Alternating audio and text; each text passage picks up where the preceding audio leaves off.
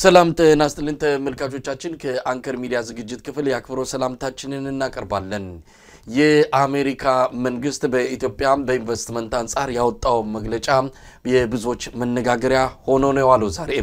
በውጭ ጉዳይ ሚኒስቴር በኩል የወጣውና የ2025 የኢትዮጵያን የኢንቨስትመንት ሁኔታ የሚያመላክተው ሪፖርት በተለይም በኢትዮጵያ ሁሉ ነገር ከድጡ ወደ ማጡ መግባቱን የሚያመላክት ሆኖ ተገኝቷል። ጉዳዩን በተመለከተ ዛሬ በዝርዝር እንወያይበታለን። በርካታ መረጃዎችን ይዘናል። ለተሰኞ ነው ዛሬ እነዚህን መረጃዎች በመያዝ ወደ እናንተ ደርሰናል። እንድትከታተሉ የምንጋብዛችሁ የመሳይ መኮንና ገለታው ዘለቀ በጋራ በመሆን ነው። መልካም ጊዜ።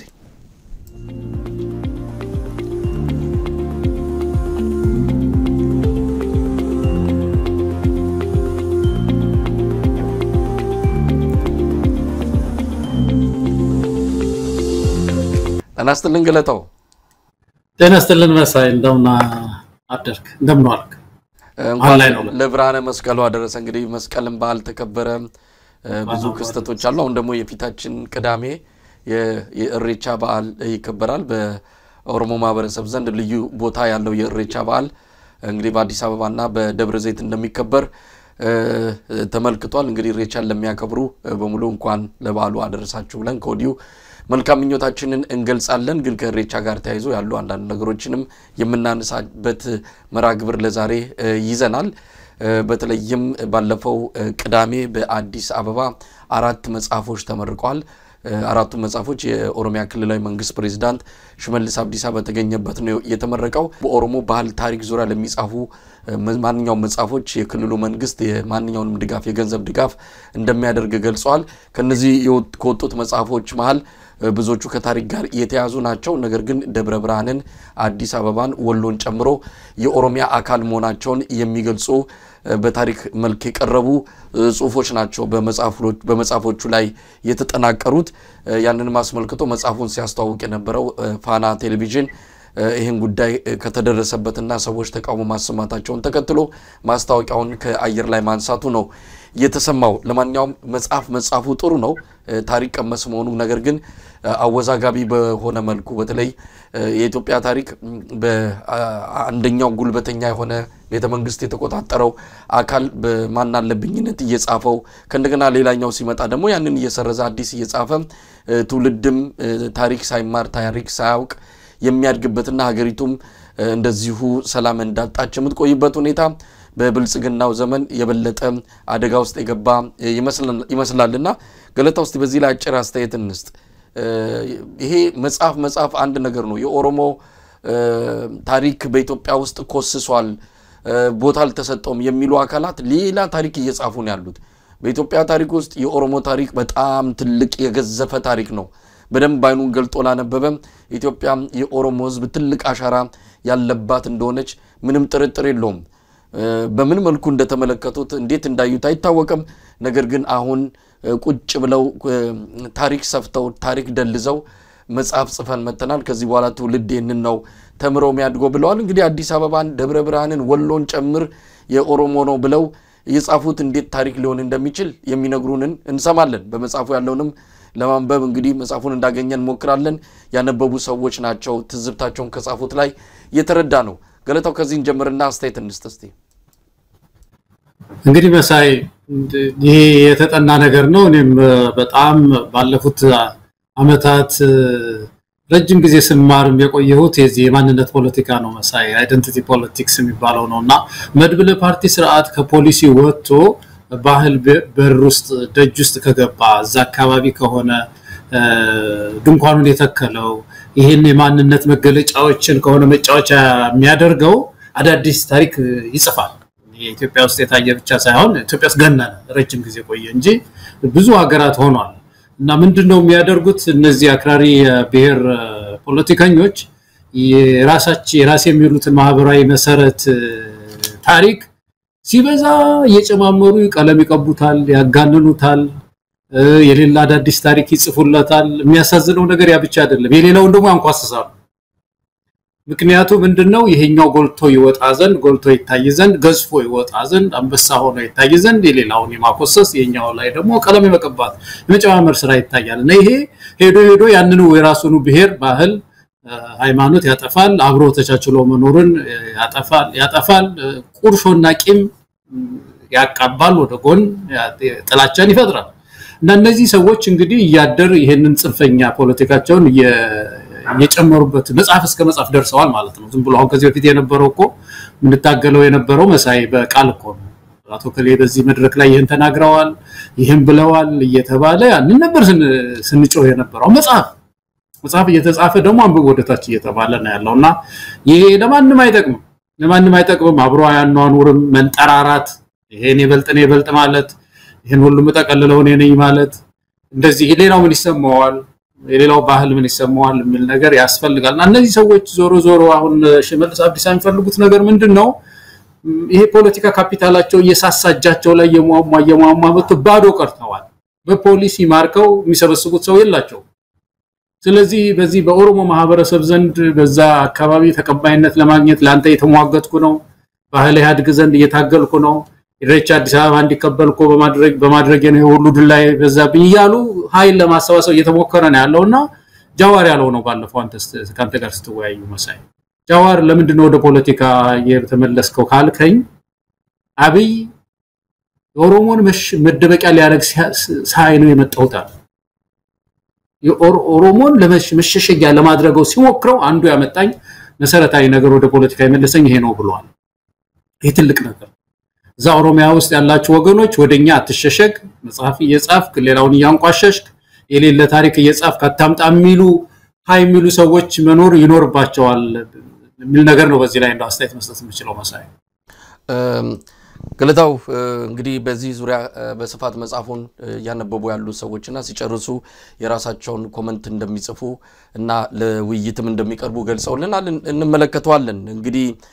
እንዴት ተደርጎ ኃይል በእጄ ገባ ስልጣን በእጄ ገባ ስለዚህ ተረኛው ነኝና እኔ ፈለኩትን ነው የማደርገው በኔ ቅርጽ በኔ ፍላጎት የምትገነባ ኢትዮጵያ ብቻ ናት ባሁን ሰዓት የምትኖረው ብሎ በማናለብኝነት በእብሪትና በትዕቢት የተነሳ ኃይል ነው እንግዲህ ቤተ መንግስት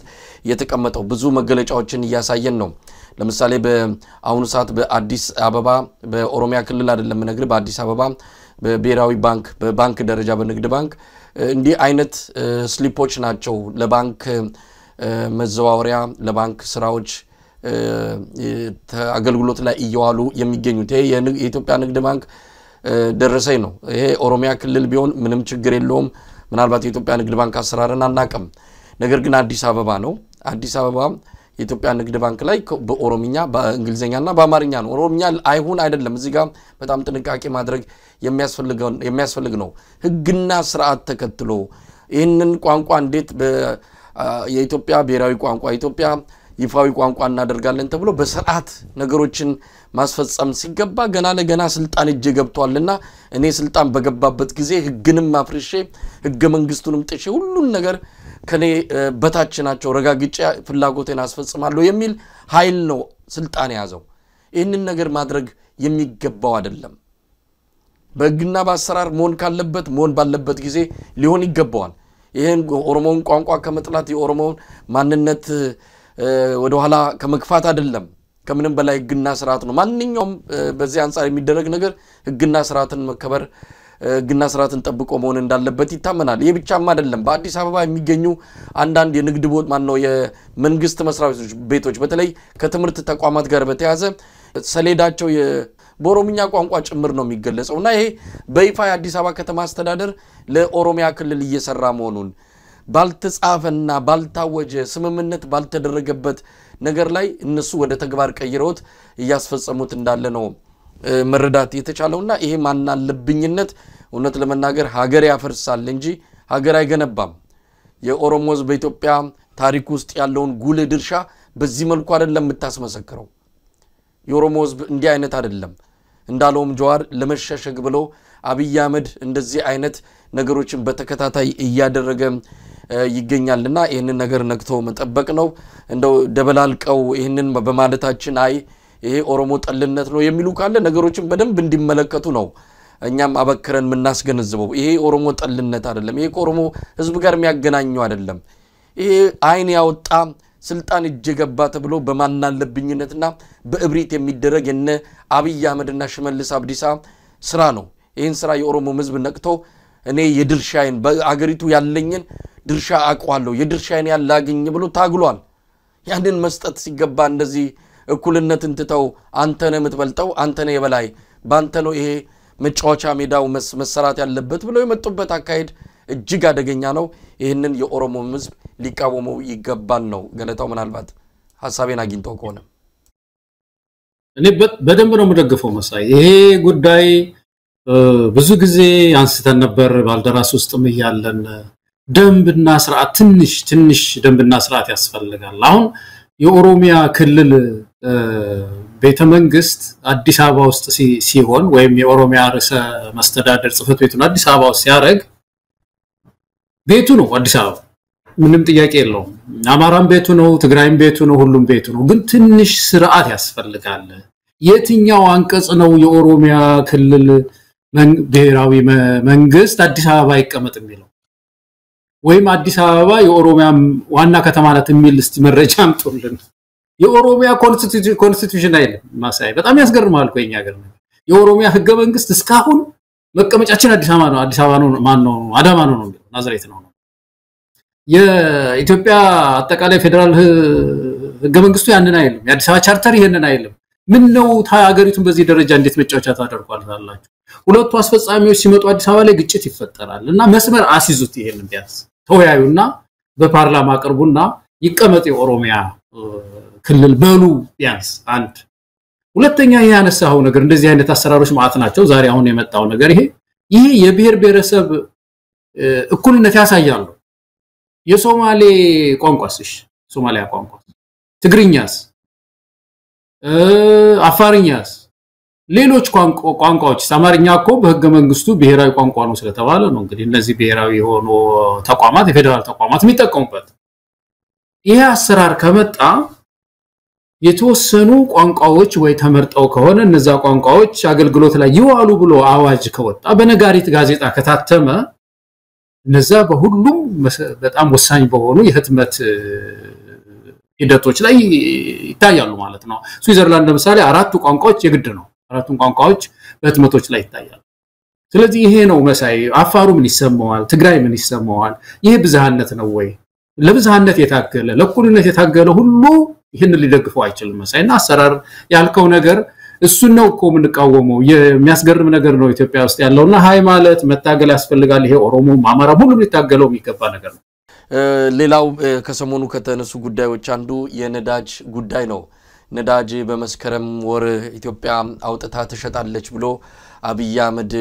ከነገረን ያም ድምጹ ከጆሮአችን አልጠፋም አሁን ድረስ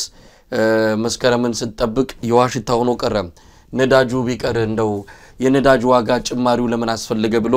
የኢትዮጵያ ህዝብ መጠየቅ ጀምሯል 30 በመቶ የነዳጅ ዋጋ ጭማሪ እንደሚደረግ ነው ከገንዘብና ኢኮኖሚ ልማት ትብብር ሚኒስቴር የተገኘው መረጃ የሚያመለክተው ስለዚህ አሁን ካለው የነዳጅ ዋጋ በ30 በመቶ ጭማሪ እንደሚደረግ ተሰምቷል ይህንን በተመለከተ እንግዲህ በይፋ መግለጫ ይሰጣል ተብሎ ነው የሚጠበቀው በእንቅርት ላይ ጆሮ ደግፍ ነው እንግዲህ ነዳጅ በራሱ ባለው ዋጋ የሚቀመስ አይደለም አሁን ተጨማሪ 30 በመቶ ሲታከልበት የሚፈጠረውን አጠቃላይ ቀውስ እንግዲህ ከግምት በላይ መግለጽ የሚቻል ነው ገለታው እንዴት አየው ነዳጁ ሲጠበቅ ጭማሪው መጣ ያበየ ነገር በጣም የሚያስገርም ነገር እኮ ነው መስከረም ላይ ይመረቃል ሲል ሰምቼው ነበር የአባይ ግድብ ምርቃት ብዙ ጊዜ ፈጀ መቼም በአደባባይ ምርቃት የተደረገ ነው ሲባል ነበርና ይሄ ምረቃ ኮሚቴ እንኳን የተቋቋመም አይመስልኝም ስሙንም አንሰማምና አንድ ዓለም አቀፍ ዘጋቢ እንደ ህዝብን እንደመሸወድ እንደማታለል አድርጎ ዘግቦታል የነዳጁ ጉዳይ እውነት ነው ብሎ እንደማያምን ነው አንድ ሪሰርቸር የዘገበውና እኔም እምነቴ እንደዛ ነው የኢትዮጵያን ህዝብ በዚህ በነዳጅ ደግሞ የተወሰነ ጊዜ አውጥተናል እዚህ ጋር ያለን እናታለው የሚል ነው ግን መሰረታዊው ነገር መሳይ አንድ ሁለት ጥያቄዎች ኢትዮጵያውያን ማንሳት አለብን በነዳጅ ጉዳይ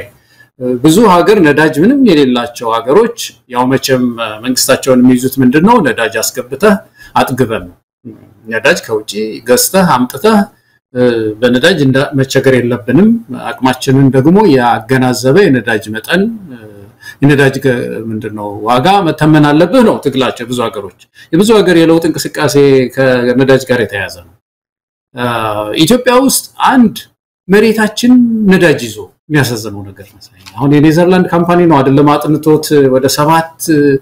ትሪሊየን ኩቢክ ፊት የሆነ ነዳጅ አላት ኢትዮጵያ በዓለም ላይ በጣም ከፍተኛ ከሚባሉት እንትን ባይሆንም ተርታ ባይሆንም ግን ለውስጥ ፍጆታችን ሆኖ ደግሞ ወደ ውጭ ልንሸጠው የምንችለው የነዳጅ ሀብት ያላት ምድር ናትና ይሄንን ማውጣት ትቶ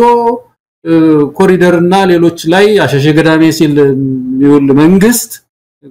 ያ አንዱ በጣም አስገራሚ ያሳዛኝ ነገር ይሄ ነው መሳይ የገዛን ከውጭ ድፍድፍ እየገዛን መኖራችን ይሄን እዚህ ላይ ቁጭ ብሎ ሳይራመድ ይሄ ፕሮጀክት ቀርቶ ማለት ነው በሁለተኛ ደረጃ ግን አሁን ለምሳሌ ግብጽን ያየን እንደሆነ ግብጽ አሁን 35 ሳንቲም ነው 50 ብር ማለት ነው በኢትዮጵያ ያላትን ነዳጅ አውጥታ ህዝቧ በነዳጅ እንዳይቸገር ታደርጋለች ናይጄሪያ ያው ምንድነው ጥሩ የነዳጅ ሀብት አላት እሷ ወደ 55 ሳንቲም ነው ሌሎችም ሀገሮች አሁን ያላቸው ትንሽ ነዳጅ ያላቸው ዝቅተኛ ዋጋ ነው የሚከፍሉት የኢትዮጵያ እንግዲህ ከሌላው ዓለም ተነጻጻሪ ነው 122 ነው 130 ብር ነው አይደለም የሚሆነው አሁን 30% ሲጨምር ደግሞ አሁን የትና የት ነው የሚሆነው እንግዲህ $1 በላይ ነው የሚሆነው ማለት እና ይሄ እንግዲህ የኢትዮጵያ ህዝብ ምን ላይ ሆኖ ነው መንግስት ድጎማውን በዚህ ደረጃ 5 ሳንቲም አይደለም የሚያነሳው 10 ሳንቲም አይደለም 30% 10% የሚያነሳው ምን ወረት ያያዘ ስለመጣ ነው ህዝቡ ትልቁ ጥያቄ እኮ ይሄ ነው መሰለኝ ምን አይቶ ነው መንግስት ህዝቡ ላይ ምን አየበት ኪሱ ምን አየበት ሰራተኛው ደሞዝ ተቸገርኩ ይያለ እየጮኸ ነው ያለው መኖር አልቻልኩም ይያለ እየጮኸ ነው ያለው ገበሬው በጣም ከባድ ችግር ላይ ነው ያለው የሀገሪቱ ኢኮኖሚ ከሰላም እጦት ጋር ተያይዞ ከባድ የማክሮ ኢኮኖሚ ችግር ውስጥ ነው የገባው በዚህ ላይ ድጎማ አነሳለሁኝ ድጎማ በግር እየቆምክ ነው እኮ ነው ድጎማ ማንሳት ማለት ድጋፍ ማንሳት ማለት እንግዲህ አሁን ጸንተሃል ድጋፍ አያስፈልግም የሚል ውሳኔ ለመወሰን ይሄ መንግስት የሚያስችለው ምን ከባቢ ያለው ነውና ይሄ ጨካኝነት ነው ስለዚህ በህዝቡ ላይ እንደዚህ የሚጨክን መንግስት ህዝቡ ራሱ መጨከን አለበት በዚህ መንግስት ላይ መጨከን ነው ያለበት መሳይ ይሄንን ጭማሪ ወጋ ጭማሪ አልጠበቅንም እኛ እንደውም ነዳጃችን ወጥቶ አረጋግጦ ከነበረው ቀንሶ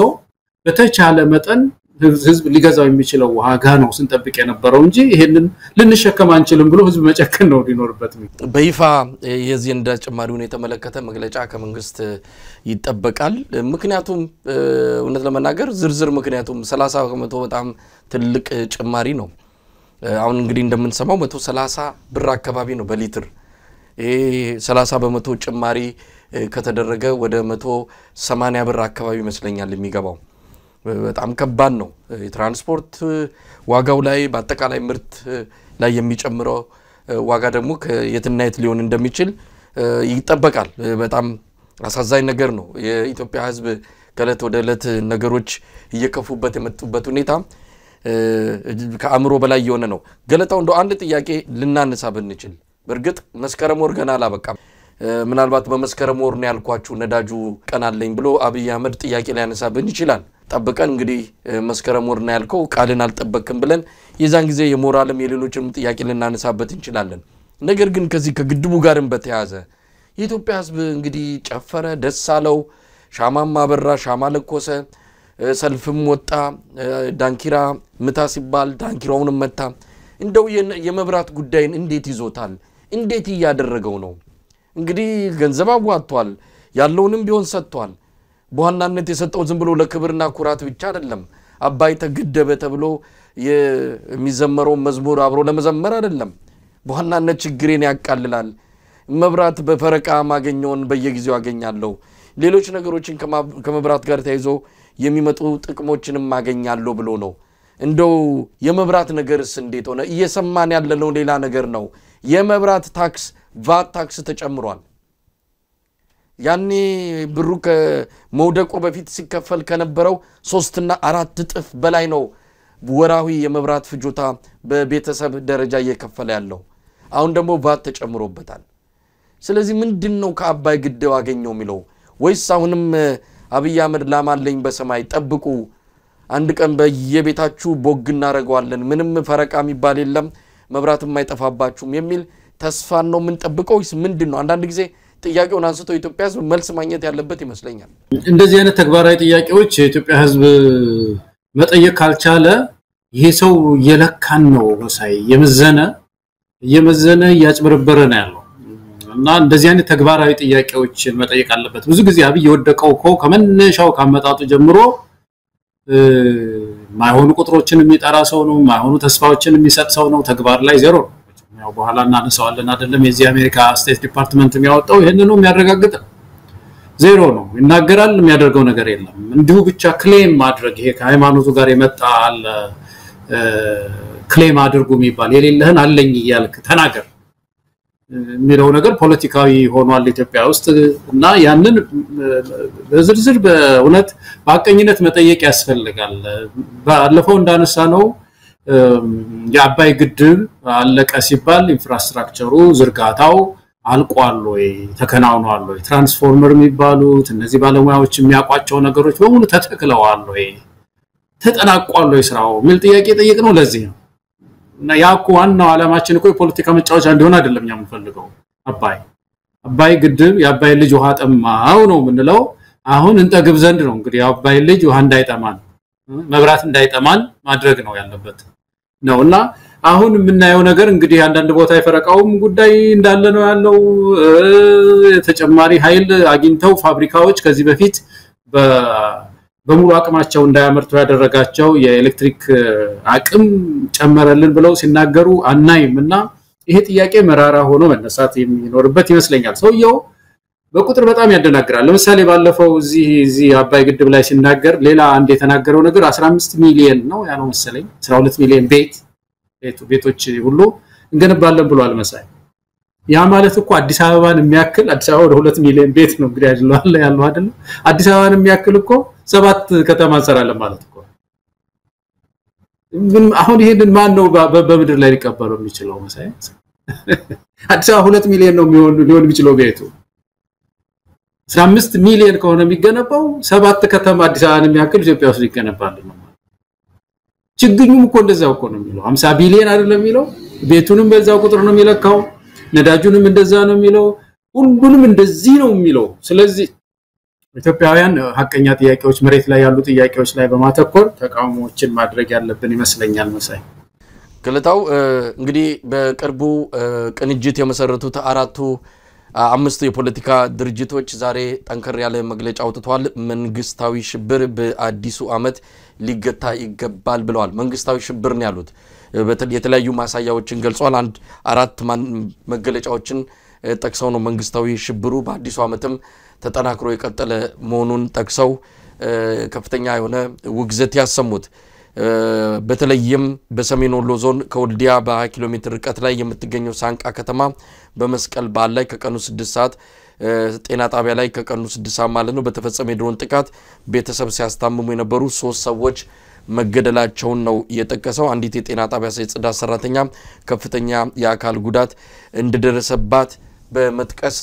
ይሄ መንግስታዊ ሽብር ነው ብለው እነዚህ ፖለቲካ ፓርቲዎች ውግዘት አቅርበዋል። በሌላ በኩል በላሊበላ ከተማ ከሚገኙ ቅርሶች መሃል የሆነው ከአንድ ቋጥኝ ፍልፍል የተሰራው ገነተ ማርያም ቤተክርስቲያን አቅራቢያ የድሮን ጥቃት መፈጸሙን ባለን መረጃ አረጋግጠናል። የተጎዳ ሰው ባይኖርም የቅርሱ መሰረት ነክቶት ይሆን ብለን ስጋት ገብቶናል ሲሉ ነው እነዚህ የፖለቲካ ፓርቲዎች የገለጹት። በሌላ በኩል እሁድ መስከረም 18 ቀን በጉራጌ በቡታጅራ ከተማ መስቃን ወረዳ በሚኖሩ ሁለት ወንድማማች ህዝቦች መሃል ስኖና ሴራ በተሰኘ የአካባቢው ባህላዊ እሴት አከባበርና ባለቤትነት ዙሪያ በተነሳ ብጥብጥ ጉዳቶች እንደተከሰቱ ከአካባቢው ምንጮች ለማወቅ ችለናል። የጸጥታ ኃይሉ ችግሩ ሲፈጠር በቅርበት በመገኘት ለማረጋጋት ያደረገው ጥረት በበጎ የሚታየው ነው። በዘፈቀዳዊ ተኩስ ሳቢያ እስከ ሞት የደረሰ ጉዳት መድረሱን መስማት ልብ ሰባሪ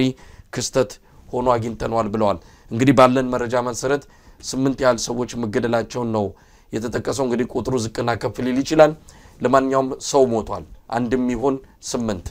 ይሄ የሆነው በስርዓቱ ወታጣቂዎች አማካይነት መሆኑን በመጥቀስ መንግስታዊ ሽብር በኢትዮጵያ ውስጥ ሊገታ ይገባል ነው ያሉት። ትብብር ለኢትዮጵያ አንድነት ባወጡት የጋራ መግለጫ ማለትም ያው በቅንጅት ሆነው አንድ ላይ ሆኖ ነው ያወጡት ገለታው በትክክልም ይሄ ሊገታ የሚገባው ክስተት እየተጠናከረ ነው የመጣው መንግስት ይሄንን ልክ እንደ መብት ህግን እንደማስከበር እየተመለከተው ይገኛል ከአማራ ፋኖች ጋር በሚደረገው ተጋድሎ እንግዲህ ራሱ አገዛዙ መሳሪያ አትመርጡልኝም የምመታበትን የሚል ነገር አንስቷል መሳሪያ የመረጠ የለም የምትመታውን ሰው ግን ምረጥ ነው የተባለው የምትመታው ሰው ታጣቂን ካልሆነ ሰላማዊ ሰው መምታት ተገቢ አይደለም ልክም አይደለም የሚል ጥያቄ ሲመጣ ያው የብልጽግና ደሴት ነዋሪዎችና ይሄ ዲጂታል ሰራዊቱ ነገሮችን መጠምዘዝና ማጮህ የሚፈልጉ አይ የምትመቱበትንማ መሳሪያ መርጣችሁ አትነግሩንም ስትመቱ ሰላማዊ ዜጎች ስትመቱ ደግሞ ጀግና የምትጫወቱት ነገር መቆም አለበት ብለዋል እንግዲህ የሞቱት ህፃናት አሮጊቶች ናቸው እነሱ ታጣቂ አይደሉም እነሱንም ጭምር መምታት ምርጫ እናደርግም ብሎ በርግጥ ባለፈው ብራኑ ጁላ ተናግሯል አብሮ የተገኘ ይደበደባል ብለዋል ለማንኛውም ገለታው የተቋሚ ፓርቲዎቹ መግለጫ ወቅታዊና ተገቢ ነው የሚሰማ ጆሮ ካለ እንዲህ አይነቱ መልእክት ነው እንግዲህ ለቤተ መንግስት ሰዎች መድረስ ያለበት በትክክል እነዚህ ፓርቲዎች ትልቅ ስራ ሰርተዋል መተባበራቸው መቀናጀታቸው በራሱ የሚያመጣው ፖለቲካ ለውጥ አለ ኢትዮጵያ ውስጥና በርቱ ጠንክሮም በእውነት ማለት ይገባናል ሁላችንም ያወጡት መግለጫ ይሄ ኃይለ ቃሉ በደንብ የሚገልጽ ነው መንግስታዊ ሽብር ነው የሚለው ድምዳሜው ማለት ነው ይሄ ፖለቲካ ድምዳሜ ይሄ ፖለቲካ አቋም ወቅቱን የዋጀ አቋም ነው መንግስት አሸባሪ ነው እኛም የምንለው አብይ አህመድ ወደ ስልጣን ሲመጣ ታስታውሳለህ ምንድን ነበር ያለው አሸባሪዎች ነን እኛ ኢህአዴግ አሸባሪ ነው ንስሐ ገብተናል ስናሸብር ነው የኖርነው ስንገርፍ ነው የኖርነው ህገ መንግስቱ አትግረፉ ይላል እኛ ስንገርፍ ነበር የነበርነው እና ይቅር በሉን አሸባሪዎች ነን ከዚህ በኋላ ይሄንን ስርዓት ለውጠን በጣም የሰለጠነ መንግስት እንገነባለን ያለ ህግ መታሰር አይኖርም ወዘተርፈ ብሎ ነበር ሲናገር የነበረውና መጨረሻ ላይ ከ7 አመት ጊዜ በኋላ ይሄ መንግስት አሸባሪዎች አሸባሪ ነው እንደው ያለፈው አሸባሪ እኮ በብዙ ጥፍ ይሻላል እኮ እና እዚህ ደረጃ ላይ የደረሰ መንግስት ስለሆነ ይሄንን በስሙ ጠርቶ አካፋን አካፋ ብለው እንደሚባለው ማለት ነው በስሙ ጠርቶ ማውገዝ በጣም ተገቢ ነው የኢትዮጵያም ህዝብ ይሄንን በደንብ ተረድቶታል የፖለቲካ መፍትሄ እንደማይሰጥ አሸባሪ ስራ እንደሚሰራ ያማራ ህዝብ አሁን በአቨሬጅ ስንት ጊዜ ነው እና የትግራይ ህዝብ ድሮን በላዩ ላይ የሚሄድበት መሳይ ዝም ብሎ እንደዚሁ ምቱን ብቻ ሳይሆን ሲያንጃብ መዋሉ ገበሬው ሲያርስ ጀት በላዩ ሲሄድ ሊመታ ይሆን እያለ ሮቹን ትቶ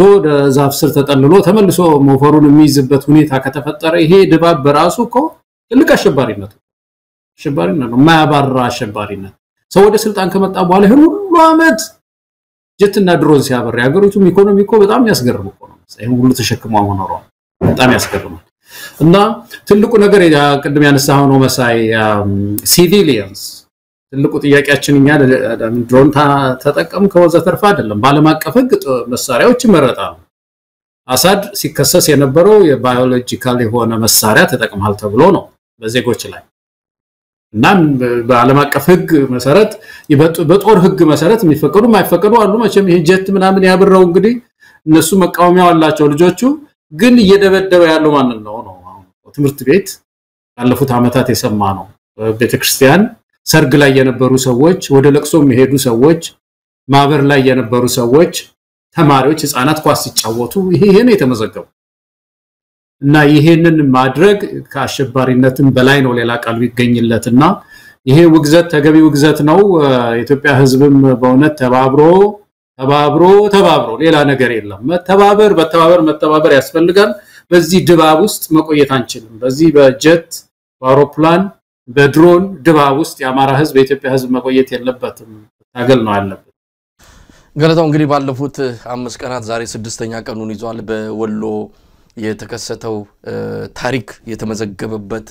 እውነት ለመናገር አይናችን ያየናቸው ትልልቅ የተጋድሎች ያንን ተከትሎ ነው እንግዲህ ያገዛዙ የፈሪ ብትር ያረፈው ይሄ በድሮን የሚመታው የፈሪ ብትር ነው ከመጣም እንግዲህ ታጣቂዎች አሉ ታጣቂዎችን አንድ ላይ ተደባልቀው ስላሉ መለየት አልቻልኩም ከተባለ ይሄ በዓለም አቀፍ ወንጀል የሚያስከስስ ነው አንድም ሲቪሊያን ቢኖር አንድም ሲቪሊያን ተደባልቆ ከታጣቂዎቹ ጋር ካለ ዓለም አቀፍ ሕጉ ሲቪሊያንን ምታይልም ስለዚህ በሰው ልጅ ላይ የሚፈጸም ወንጀል ተጠያቂ ትሆናለ ሲቪሊያን ባሉበት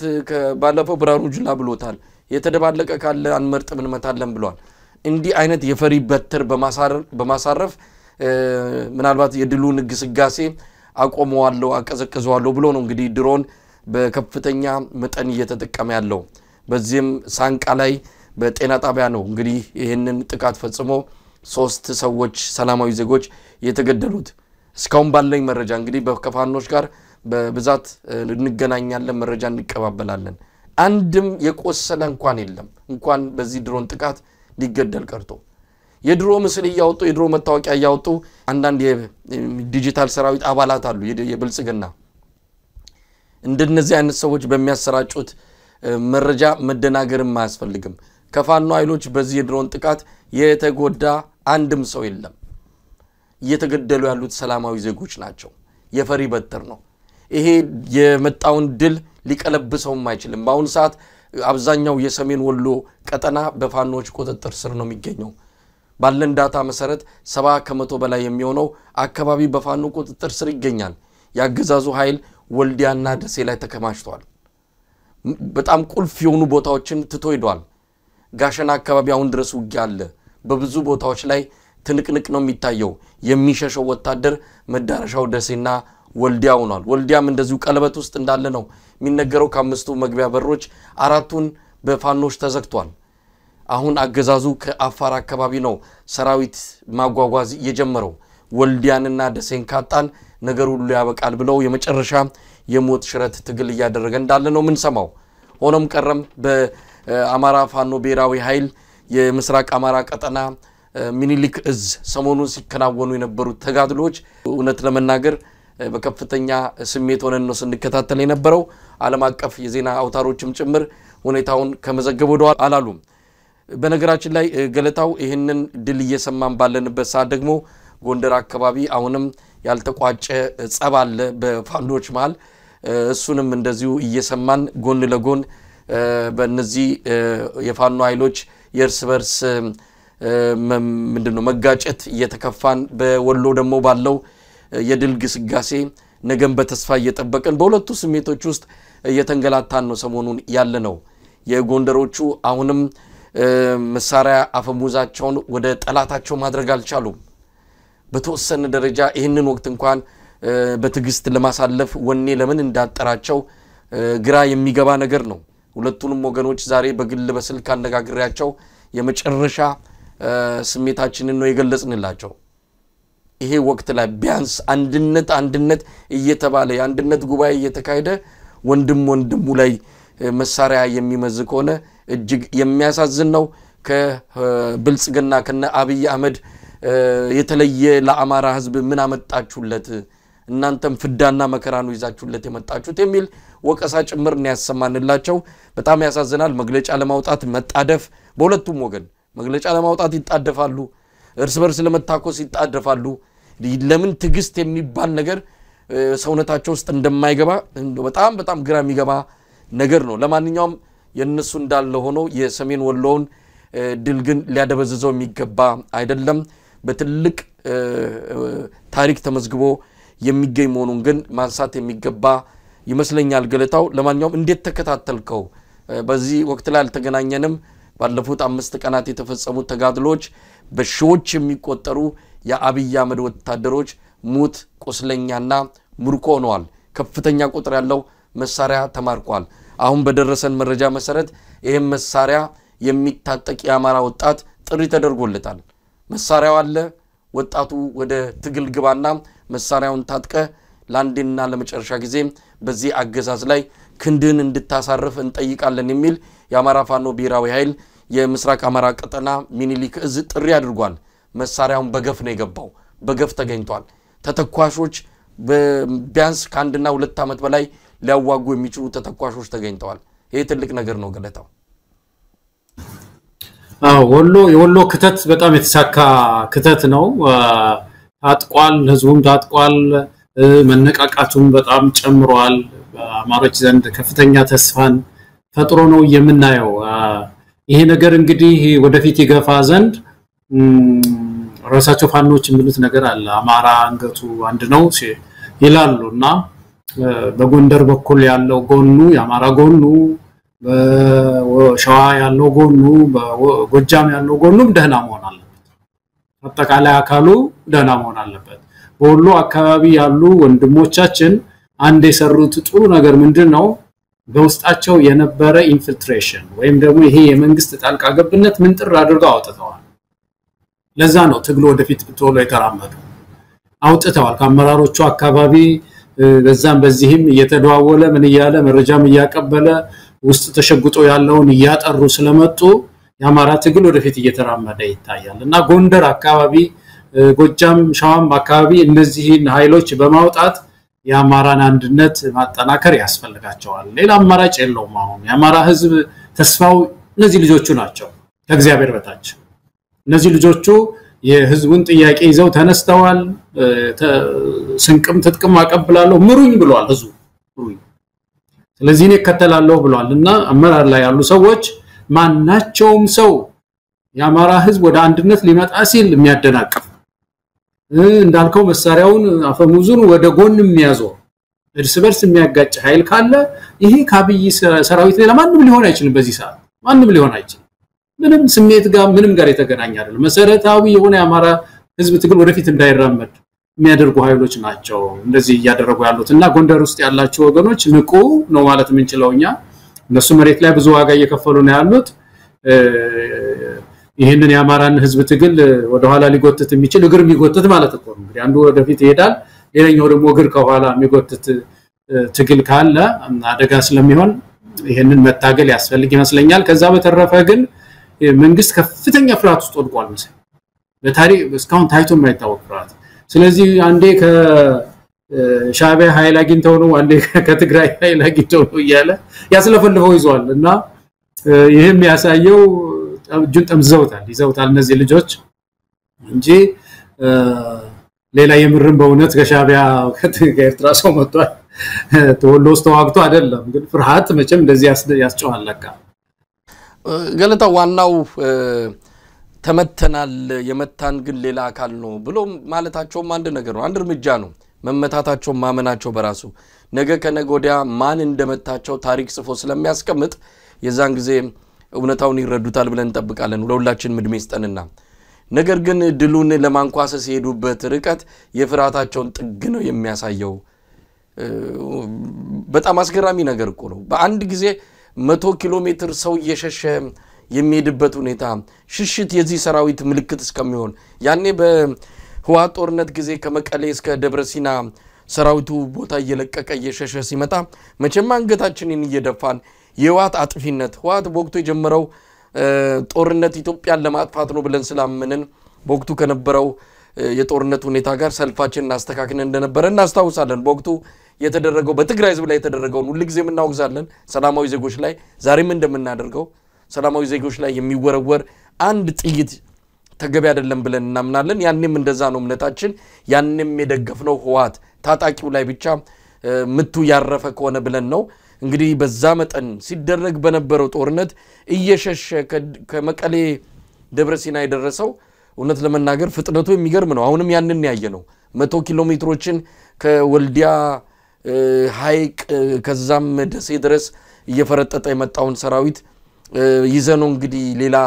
ከምንድነው ከውስጣዊ ሳይሆን ሌላ ለትልቅ ግዳጅ እየተዘጋጀን ነው የሚል ዲስኩር ሰሞኑን አበባው ታደሰ ሸክፎ ወደ ደብረ ብርሃን፣ ኮምቦልቻ፣ ጎንደርና ባህር ዳር ላይ ታይቷል። ለትልቅ ግዳጅ ሰራዊቱ እየተዘጋጀ ስለሆነ እናንተ ይሄንን ኃላፊነት ተረከቡ ይላል። ይሄን ሰራዊት ይዘ ምንድነው የምትዋጋው? ሰራዊት እኮ በአላማ ነው የሚደራጀው። ሰራዊት መጀመሪያ የሚዋጋለት የሚሞትለት አላማ ያስፈልገዋል። መሳሪያ ስለታጠቀ ድሮን ስለያዝክ ጦርነት ታሸንፋለህ ማለት አይደለም። አብይ አህመድ ይሄንን መሰረታዊ የሆነ አንድ ጡጦ ያልጣለ ጻን እንኳን ሊረዳው የሚችልን እንዲህ አይነት ሎጂክ እንኳን በቀላሉ መገንዘብ የማይችል መሳሪያ ስለታጠቀ ብቻ አሸንፋለሁ ብሎ የሚታበይ የዘመኑ ፈርዖን ነው። እንግዲህ አየነው ወሎ ላይ አሁንም በድሮን ስለመታ አታሸንፍም። ህፃናትን የመታው ሰላማዊ ዜጎችን የገደልከው ለማንኛውም የወሎ ታሪክ ደማቅ ነው ፋኖች ጥፋት እየሰሩ ነው ይሄን ሁሉንም በአንድ ላይ ለማስቀመጥ አይደለም አሁን ጎንደር ላይ እርስ በርስ ከሚታኮሱ እዛ ያለውን የአብይ አህመድ ሰራዊት ማንቆራጠጥ ቢችሉ ጎጃም ላይ ጀምረውታል በነገራችን ላይ ጎጃም ላይም ትልቅ ድል የተገኘው ይሄ የወሎው ስለሸፈነው እንጂ ጎጃም ላይም ትልቅ ድል ተገኝቷል ግን በተመሳሳይ መጠነ ሰፊ ጥቃት በጎጃምም እንደዚሁም ሸዋ ላይ ተፋጠው ያሉት ሁለቱ የአማራ ፋኖ አደረጃጀቶች የሸዋ ጠቅላይ ግዛት እዝና ያፋባሃ የደቡብ ቀጠና አሳምነው ጽጌ እዝ ሁለቱ ደግሞ ቢተባበሩ እውነት ለመናገር ሸዋ ላይ ያለው ትብብር የአብይ አህመድ ላይ ሪፈረንደም ማካሄድ ማለት ነው ህዝበ ውሳኔ ነው የሚደረገው ከዛ በኋላ የሚመልሳቸው የለም በተለይም ወሎና ሸዋ ከተገናጁ የአዲስ አበባ መስመር ስለሚቆጣጠሩት የአብይ አህመድ አንገቱ ላይ ገመድ የማጥለቂያው ጊዜ በጣም የተቃረበ ይሆን ነበር ስለዚህ ፋኖች ወሎ ላይ ያደረጉትን ሁሉም አካባቢዎች ማድረግ ይተበቅባቸዋል በአንድ ጊዜ በተመሳሳይ ወቅት በአንድ ወታደራዊ እዝ ውስጥ ሆነው የሚፈጽሙት ጥቃት የኢትዮጵያን ስቃይ ያሳጥረዋል ይህንን ነገር በደንብ መረዳት አለባቸው እዛ እርስ በርስ የሚታኮሱት ነገር የራሳቸውንም ታሪክ እያጠፉ ነገ ከነጎዳ በታሪክ የሚወቀሱበትን ድርጊት ነው እየፈጸሙ ያሉትና ከዚህ አንፃር የሚያደርጉትን ነገር በእግር በእግር እየተከታተለን የሚደገፈውን እንደግፋለን የምንቃወመውን እየተቃወመን እንቀጥላለን ማለት ነው እንግዲህ ከፋኖች አንፃር ገለታው ይሄንን ነው ማለት የምንችለው ሰላማዊ ሰዎች እየተገደሉ ነው ነገር ግን ትግሉ ተጠናክሮ ቀጥሏል እንግዲህ የወሎ ምሳሌ ሸዋም በጎጃም በጎንደርም መደገም አለበት በእነዚህ አካባቢዎች ተያይዘው የሚመጣ ሰንሰለታዊ የሆነ ትስስር ያለበት ትግል ክልሉን በአጭር ጊዜ ውስጥ ነፃ ሊያወጣው ይችላል መሳይ ያለ ጥርጥር ክልሉን ነፃ አውጥቶ ለኢትዮጵያም ተስፋ የሚሆን ትግል ነው ሊሆን የሚችለውና ብዙ ልዩነቶችን ወደ ኋላ በመተው ቀደም እንዳልነው ደግሞ በየትግሉ ውስጥ የገቡትን እየመነጠሩ ማውጣት አሁን ትግሉ ጫፍ ላይ ስለደረሰ የሚያሰናክሉ አሉ ብዙ ተቋሙ እንዳይወለድ የአማራ ህዝብ አንድ ጊዜ እንዳይነሳ ከባድ ጥረት የሚያደርጉ ኃይሎች አሉ እነሱን የመመንጠር ስራ መስራት ያስፈልጋል ውጪ ያለውም በየትኛውም ቦታ ያለነው ደግሞ ድጋፋችንን ማድረግ ያለብን ይመስለኛል ኮሪያ ውስጥ አንድ ጊዜ ምን ሆነ መሳይ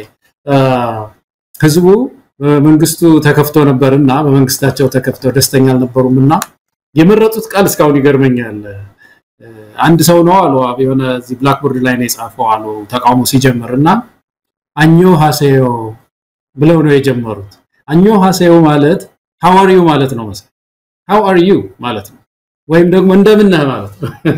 ሌላ ምንም ነገር የለውም እና አሁን ኮሪያውያን እንዴት ነህ መሳይ ማለት በዛ ወቅት የፖለቲካ ትርጉም ነበረው ምን ደህንነት አለ ብለ ገኔ ጋር ተወናለህ ማለት እና እንደዚህ እንዴት ሌላ ፖለቲካ መልእክት የለም እንዴት ነህ ምን እንዴት ነህ አለው በዚህ ሰዓት ኢትዮጵያውያን ይሄንን መጠየቅ ያለብን ይመስለኛል መሳይ እንዴት ነህ አብደላ እንዴት ነሽ ድንቄ እንዴት ነህ ሀጎስ እንዴት ነህ ኦባንግ እንዴት ናችሁ እንደምንነን ኢትዮጵያውያን ደህና አይደለም በእውነት ይሄ ጉዳይ አስተሳስሮን ተያይዘን በአገሪቱ ውስጥ ያለውን ትግል አስተሳስረን ስር ነቀል ለውጥ ካለመጣን አገራችን በጣም አደጋ ውስጥ ገባች ከመንጊዜውም በላይ መሳይ ገለታው እንግዲህ ኢትዮጵያ በአጠቃላይ ያለውን ወቅታዊ ሁኔታ በተመለከተ የተለያዩ መረጃዎችን እየፈተሽን እንገኛለን ቀደም ሲል የትብብር ኃይሎቹ ያስተላለፉት መግለጫ ላይ ከተቀሷቸው ክስተቶች አንዱ በቡታጀራ ያለው ወቅታዊ ሁኔታ ነው ምናልባት ቡታጀራ ያለው ወቅታዊ ሁኔታን በተመለከተ ዛሬ በተወሰነጃ መከላከያ ሰራዊቱ ገብቶ ነገሮችን ማረጋጋት እንደቻለ ነው የሰማነው ግን ባለፉት 2 ቀናት የነበረው ህዝባዊ እንቢተኝነት ሊባል በሚችል መልኩ ህዝቡ ሆ ብሎ ነው የወጣው ጉዳዩ እዛው አካባቢያዊ ነው ከባህል ጋር የተያዘ ነው ሁለት ወገኖች አሉ መስቃንና ሌላ አንድ ማህበረሰብ አለ በእነሱ በሁለቱ መሃል በተነሳ ጸብ ነው ከፍተኛ የሆነ ችግር የተፈጠረውና ህዝባዊ እንቢተኝነቱ የተከታተለው ገለታው የትኛውም ቦታ ህዝባዊ እንቢተኝነት ይበረታታል ምክንያቱ አካባቢያዊ ሊሆን ይችላል ወልቂጤም በተወሰነ ደረጃ አሁን በቡታጀራ ደግሞ በስፋት የታየው ህዝባዊ እንቢተኝነት ምናልባት መንግስትም ወለድ ሊሆን ይችላል አገዛዙ በመከፋፈል አንዱን ባንዱ ላይ እንግዲህ እዛ አካባቢ እኛ ጉራጌን ስናቅ እንዲህ አይነት ልዩነት የሌለበት አንድ ላይ የሚበላ አንድ ላይ የሚጠጣ በአንድ ላይ የሚኖር ተከባብሮና ተቻችሎ ያለ ማህበረሰብ በኢህአዴግ ጊዜም በተወሰነ ደረጃ ሽኩቻ ነበረ አሁን ለይቶለት ለምንድነው እንደዚህ የሆነው ብለን በደንብ ነገሮችን መመርመር የሚያስፈልግ ይመስለኛል ገለታው ከዚህ አንፃር የምንረዳው አለ ጉራጌ ክልል የኦሮሚያ ለማጠቃለል የሚደረገው እንቅስቃሴ መጠነ ሰፊ ነው መጠነ ሰፊ ከፍተኛ የሆነ ርብርብ እየተደረገ ነው ስለዚህ እርስ በርስ መባላት አለባቸው ማረቆ መስቃን ሌሎች ማህበረሰቦችን በመለያየት በመከፋፈል ይሄ ያንተ ቦታ ነው ይሄ አንተ ተገደህ እንድትወጣ ተደርገ ነው ይሄን ተነጥቀ ነው የሚል የተለያዩ ስብከቶች መንግስት በተደራጀ ሁኔታ እያስፋፋው ይገኛል ያንን ተከትሎ የእርስ በርስ ነገሮች ተጀምረዋል ከዛ ጋር የተያዘም እንደሆነ የሰሞኑ ህዝባዊ ቢተኝነት እንረዳለን ግን ይሄ ህዝባዊ ቢተኝነት መነሻው ምንም ይሁን ምን መልኩን እየቀየረ መሄድ አለበት በየአካባቢ የተነሳ ለዚህ ሁሉ መባላት ለዚህ ሁሉ አደጋ ያዳረገን ስርዓቱ ነው ስርዓቱ ላይ የጋራ ድምጽ የጋራ እንቢተኝነት ማንሳት አለብን ብሎ ሰው መነሳት አለበት ከዚህ አንፃር ቡታጅራ ላይ ያለው እንቅስቃሴ መነሻ ምክንያቱ ምንም ይሁን ምን ነገር ግን ህዝብ ላለመለት ላሰበለት ከፋኝ ላለው ነገር አደባባይ ወጥቶ ድምጹን ማሰማቱን ግን በደንብ የሚደገፍ ጉዳይ ነው ገለታው አዎ ልምዱ ራሱ እንደዚህ በሆነ ጥያቄ ሲኖረው ህዝብ ተደራጅቶ መታገል ይሄ አንድ የዲሞክራሲያዊ ስርዓት መገለጫ ነው ዲሞክራሲ መለማመድ የፈለገ ማህበረሰብ መገለጫው ነውና እንዳልከው የተነሳው ጥያቄ የባህል ተኮር ሊሆን ይችላል የኩልነት ከባህል ጋር የተያያዘ ሊሆን ይችላል ነገር ግን ይሄንን በህዝባዊ ቢተኝነት ለማስከበር መሞከር በራሱ አንድ ትምህርታዊ ነው በአጠቃላይ ኢትዮጵያ ውስጥ እንግዲህ ሌሎች ችግሮቻችንም ወደዚህ ከፍታ ሊያመጡን ይችላሉ የሚል ትምህርት ያስተላልፋል በእውነት ዝም ብሎ ችግርን ይዞ ቁጭ ማለት የበለጠ እንድንጎዳ ያደረገ በችግር ላይ ችግር እየደረበብን ስለሚሄድ ህዝብ ችግር ሲፈጥረው ሲገጥመው እንደዚህ አይነት ችግር ሲገጥመው ሆ ብሎ ገንፍሎ መውጣት አለበት እንደዚህ ሲሆን ነው መንግስት እየተገራ እየሰለጠነ የሚመጣው ሌላው ሀገር በጥንቃቄ መንግስትን ያዘው በልጓም ያዘው በተፈጥሮ መንግስት ስልጣን ላይ ከያዘ በኋላ ከተደራጀ በኋላ ወደ አደገኛ ሁኔታ አዝማሚያ ማለፍ አይቀርም በቃ የትም ሀገር እንደዛ ነው የሚታየው እንደምታውቀው መሳይ ስለዚህ የሰለጠነው ሀገርም ህዝብ ቢሆን እንኳን ችግር ሲያይ ያንን ለማረም ሆ ብሎ ይወጣ ስለዚህ ይሄ ወገኖቻችን ያነሱት ጥያቄ በአንዲት ቀጭን ጥያቄ ላይ ብቻም እየተንጠለጠለ ሳይቀር ሌሎች ቅድም ያልነው የኮሪያዋ ጥያቄ እንዴት ነው ነገሩ ነዳጅ እንዴት ነው ዋጋ እንዴት ይዞሃል ኢኮኖሚው እንዴት ነው how are you እንዴት ነው የማለት ነገር ውስጥ ኢትዮጵያን መግባት መያያዝ አለብን አንዳንድ ጊዜም ደግሞ ተቃውሞች ብድግ ሲሉ አነስተኛ ጉዳይ እንዳልከው እነሳዳ ዩኒቨርሲቲ ውስጥ ለምሳሌ ብዙ ጊዜ ከምግብ ጋር ይያያዛል ሰበብ ተሆንና ምግቡ አልጣመንም ሳህኑ አልታጠበም ምናምን ይላል ተማሪ ቀስ ብሎ መንግስት ለውጥ ይጠይቃል ሲደራጅ ሞቅ ሲል ነገር እንደዚህ አይነት ሲስተማቲክ የሆኑ ዘዴ የተሞላባቸው ንቅናቄዎች አሉ ያደር ያበቡ የሚሄዱና ኢትዮጵያውያን እንደው መሳይ ይሄ በጣም ካንድ ወንድም ጋር ዛሬ ጧት እያወራሁ ነበር ስለ ህዝባዊ ቢተኝነት ይነግረኝ ነበርና በደል በስቷል አሁን ዛሬ ያነሳነው የነዳጅ እንትን ጫና ብቻ 30% ስናየው ምንም ርህራሄ የሌለው መንግስት እኮ ነው ትንሽ ርህራሄ ለገዛ ህዝቡን ጥፍጣፊ የሌለው ምንም መቀነቷ ላይ እናታችን እንደሌላት ይያየ ምንም ለምትበላው ነገር ለምትጎርሰው ነገር የምትጨነቅ ሴት በህሊናው እየታየችው ነዳጅ ይጨምርባታል የነዳጅ ዋጋ የመብራት ዋጋ ይጨምርባታል የስልክ ዋጋ ይጨምርባታል እና ተማሯል ህዝባችን እና ይሄ ተማረረ ህዝብ በደልን ሁሉ እየተሸከመ መቀመጥ የለበትም እንዴት ነህ እንደምነሽ እንደነሳ እንጂ የሚል ድምጽ ከዛም ከዚህም ሪሊ መነሳት ያለበት ይመስለኛል መሳይ ገለታ ወደ እለቱ ዋንኛ አጀንዳችን ልንገባ ነው እንግዲህ ብዙ ጊዜ ወሰድን በአንዳንድ ወቅታዊ ጉዳዮች ላይ የአሜሪካ የውጭ ጉዳይ መስሪያ ቤት ያወጣው የኢትዮጵያ የኢንቨስትመንት ሁኔታ ሪፖርት ያገሪቱ ሁኔታ በጣም አሳሳቢ እንደሆነ የሚያመላክት ነው በስልጣን ላይ ያለው አገዛዝ ሀገሪቱን ቁልቁል እየወሰዳት እንዳለ በግልጽ የታየበት ነው ማለት ይቻላልና እውነት ለመናገር ይሄንን ሪፖርት ያነበበ አንድ የውጪ ኢንቨስት ለማድረግ የሚፈልግ አካል ይሄን ሪፖርት አንብቦ ብቻ ኢትዮጵያ ትቅርብኝ ነው የሚለው እንደዚህ ቦታስ እግሪ አይረግጥም ፈጽሞ አላስብም ነው የሚለው እንግዲህ አሜሪካ መንግስት ሪፖርት ማለት በአለም ዙሪያ ሁሉም ለሪፈረንስ የሚጠቀመው ነው የትኛም ሀገር ለመሄድ ስትፈልግ ከዓለም አቀፍ ዳታ መጀመሪያ የምታስረጋድመው አሜሪካ መንግስት የሚያወጣቸው ሪፖርቶች ነው ሪፖርቱ በጣም የተጠናቀሩ በደንብ መሬት ላይ መረጃ ተሰብስቦ የሚዘጋጅ ሪፖርት በመሆኑ ብዙዎች እሱን አንብበው ነው አንድ የኢንቨስትመንት ውሳኔ እንኳን ሲያስተላልፉ ትልልቅ ካምፓኒዎች የአሜሪካ የውጭ ጉዳይ መስሪያ ቤትን አመታዊ ሪፖርት ይከታተላሉ የያገራቱ ምን አለ ብለው ከኢትዮጵያ አንፃር 2025ን አውጥቷል አስደንጋጭ ነው አብይ አህመድን እውነት ለመናገር ቁጭን ያደረጉት ይሁሉ ሲደሰኩር የነበረው በዚህም በዛም ኢትዮጵያ ክንፍ አውጥታ ልትበር ነው ማለት እስኪቀረው ድረስ ከፍተኛ የሆነ ፕሮፓጋንዳ ሲሰራበት የነበረውን ቀዝቃዛዋ የቸለሰበት ነው ማለት እንችላለን ገለታው ረጅም ነው ሪፖርቱ የተወሰኑት ነጥቦች አንስተን እንደው ብንወያይ ዋና ዋና ነጥቦችን አነሳላለሁ እንግዲህ ከሪፖርቱ ሰመሪ ብለው ያስቀመጡት ወይ ማጠቃለያ ብለው ያስቀመጡት ላይ ነው ዋናው ቁም ነገሩ የሚገኘው ሀገሪቱ ውስጥ በተለያዩ ቦታዎች በተለይም በአማራ በኦሮሚያ በትግራይ ይተከሳል ባሉ ወቅታዊ የግጭት ሁኔታዎች ምክንያት በአገር ውስጥ እንደፈለጉ ተዘዋውሮ መስራትም ሆነ መንቀሳቀስ እንደማይቻል ሰላምና ደህንነት የሚባል ነገር ጨርሶኑ እንደሌለ ነው በሪፖርቱ የተመለከተው ሌላው የመንግስት ባለስልጣናትም ሆነ ሌሎች ታጣቂ ቡድኖች የንግዱ ማህበረሰብ ንብረቶችን እንደሚወርሱ በኃይል እንደሚነጥቁ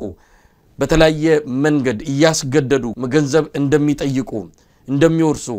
ይህን ደግሞ የአብይ አህመድ አገዛዝ ማስቆም እንዳልቻለ ለማስቆምም አቅም እንዳጣ እንደሌለው በሪፖርቱ ተመላክቷል ሌላው ከንብረት ባለቤትነት ጋር በተያያዘ ነው የንብረት ባለቤትነት መብቶች እንደማይጠበቁ